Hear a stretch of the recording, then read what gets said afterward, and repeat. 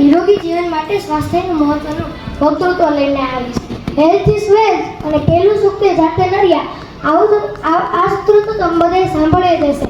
આ સૂત્ર સ્વાસ્થ્યનું મહત્વ સમજાવે છે અને જે રાખે જીવનમાં પોતાના સ્વાસ્થ્યનું ધ્યાન તે જીવનમાં કદી પણ ન થાય પરેશાન. આ સૂત્ર પણ સ્વાસ્થ્યનું મહત્વ આપતું સૂત્ર છે. અત્યારના લોકોની સૌથી મોટી સમસ્યા હોય તો તે છે બીમારી.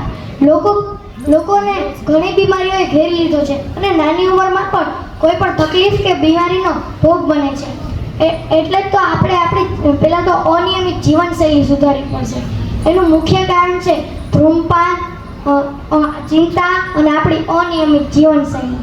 ભલે માણસ પાસે રૂપિયા હોય, પૈસા હોય, પણ જો તેની પાસે સારું સ્વાસ્થ્ય નહીં હોય તો તે જીવનમાં બધું નકામું છે. એટલે જ તો WHO દ્વારા 7 એપ્રિલે વિશ્વ સ્વાસ્થ્ય દિનની ઉજવણી કરવામાં આવે છે. તેની શરૂઆત 1950માં થઈ હતી અને સ્કૂલમાં પણ આરોગ્ય દિન તરીકે દર વર્ષે ઉજવવામાં આવે છે. અને એટલે જ તો કહેવાય છે કે જેને કામ કરવામાં ઉત્સાહ હોય તેનું સ્વાસ્થ્ય પણ સારું જ રહે છે. હવે આપણે વાત કરીએ કે આ સ્વાસ્થ્ય તરીકે મળેલી આપણી અમૂલ્ય ભેટને આપણે કેવી રીતે સુધારવી.